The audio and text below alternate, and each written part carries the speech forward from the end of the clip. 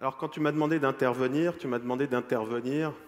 à mon avis, pas comme expert, mais tu m'as dit raconte ton histoire, parce que l'idée qu'il est impossible de réussir en France, je voudrais la combattre de toutes mes forces, et je voudrais montrer le parcours d'un entrepreneur qui a réussi une étape,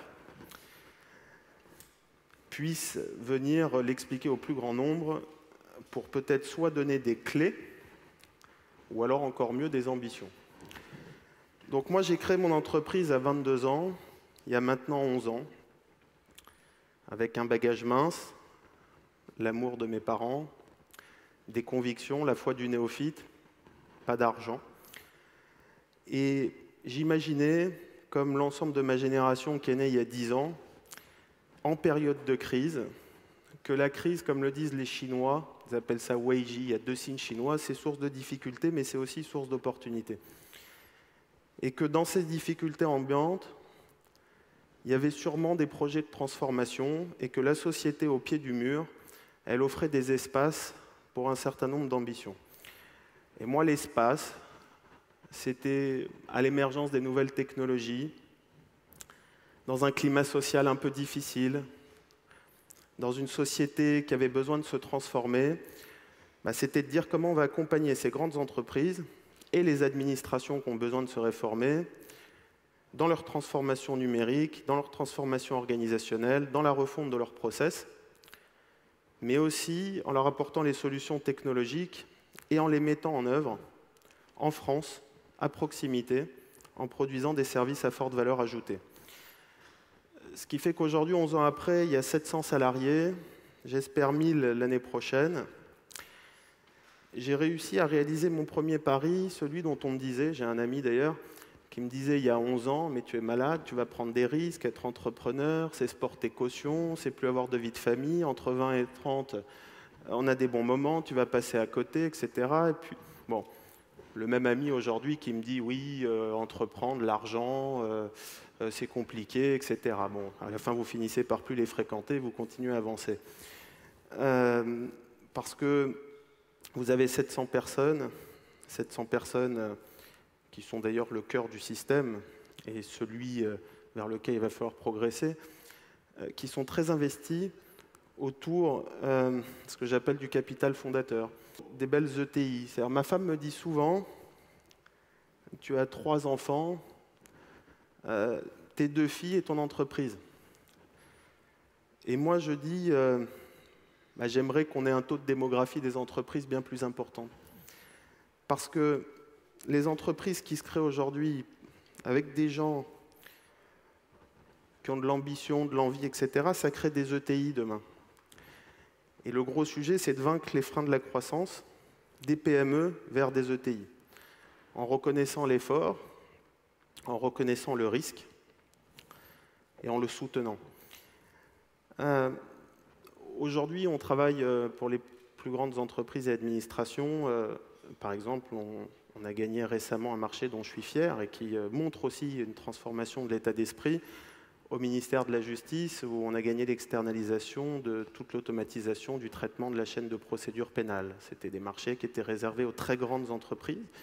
Et le besoin de proximité, peut-être la réactivité, la qualité des solutions produites en France, ont fait qu'on a pu gagner un tel marché. On travaille pour des constructeurs automobiles, sur toutes leurs solutions de mobilité. On travaille pour des grandes banques aussi, sur des outils de contrôle, sur de la lutte anti-blanchiment. Et on fait converger les métiers et les technologies. Et on essaye de profiter justement de cette notion de progrès et de ces convergences métiers et technologies, mais pas seulement. Parce que le progrès, c'est la technologie, c'est l'économie, et c'est ce qui conduit au progrès social. Et toutes ces crises qu'on a vécues depuis 10 ans, 11 ans maintenant, dans lesquelles on s'est créé, ont complètement rééquilibré ou bouleversé toutes les forces, les parties prenantes qui constituent le noyau d'une entreprise, à savoir ses clients, ses actionnaires et ses salariés.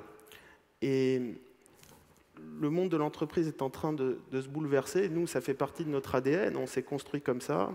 La société de 10 000 personnes que je veux construire dans les 7 prochaines années, où il fera bon vivre, où il y aura une vraie notion de bien-être, avec une grande réflexion sur le capital et notamment la prise de participation des salariés. Parce qu'aujourd'hui, on a un client qui s'intéresse aux salariés qu'il a en face, qui s'intéresse à la stratégie de court terme, moyen terme et long terme de l'actionnaire.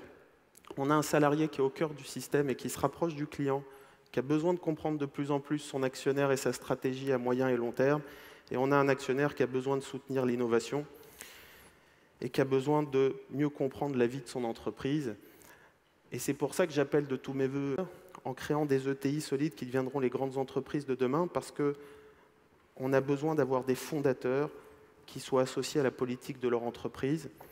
Et on n'a pas besoin, comme certains modèles, d'avoir des actionnaires qui sont là 4 mois dans l'entreprise. On a besoin d'un actionnariat de long terme, on a besoin d'un actionnariat de référence. Dans un pays où, malgré tous les facteurs, je me fais taper dessus à chaque fois que je dis ça, parce qu'effectivement, on est dans une situation un peu délicate, tous les indicateurs ne sont pas au vert, mais c'est quand même un pays qui peut donner la chance de construire et de réussir. C'est un pays qui présente des infrastructures exceptionnelles, qui a une histoire qui est particulièrement riche, qui a une culture qui est très forte, qui a de très belles écoles, des entrepreneurs, des grandes entreprises qu'il faut absolument rassembler avec les moyennes et les petites entreprises. C'est-à-dire qu'on a aussi besoin d'arrêter d'opposer les salariés du public aux salariés du privé, les grandes entreprises aux petites entreprises, les plus riches, les moins riches. Parce qu'on a besoin de rassembler, c'est ce que fait un peu Dominique, toutes les forces vives de la société française au service du collectif. Mais dans une génération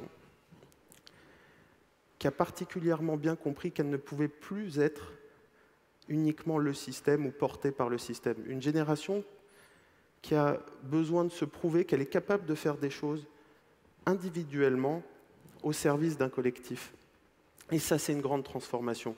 On est en train de passer du sale entrepreneur qui réussit à l'entrepreneur héros. Alors parfois, c'est même un peu gênant, mais il y a quelques derniers chiffres qui étaient assez intéressants, ou quelques dernières études qui plaçaient l'entrepreneur à côté de l'hôpital ou à côté de la police dans l'indice de confiance que pouvait avoir le salarié dans son entreprise. C'est-à-dire que le salarié était plus proche de son entreprise que de la nation. Et ça, c'est quand même une transformation qui est en train de s'opérer. On est en train, en France, et je pense qu'on est dans des années les plus difficiles, et c'est souvent dans les années les plus difficiles qu'on se remet en question, qu'on trouve des solutions, et qu'on est capable de porter beaucoup d'espérance pour l'avenir. Et moi, je crois qu'actuellement, on est en plein dans cette phase où on est dans une grogne permanente, mais on est en train de trouver des solutions parce que les gens ont compris que la solution, elle venait de la prise du risque, elle venait de leaders qui soient capables de porter des projets avec une vraie capacité d'entraînement, de réalisation individuelle au service d'un collectif. Et tout ça, je pense que ça peut faire une France gagnante dans 10 ans, parce qu'aujourd'hui, le système est certainement bloqué par les élites, parce que la France est en train de se réveiller, parce que la France, elle est dans le changement, parce que la France, elle est en train de se réformer profondément dans son intérieur, et qu'à un moment, c'est elle qui va pousser les élites à faire la promotion de ce que tu es en train de faire, c'est-à-dire des forces vives du pays qui pourront le redresser durablement.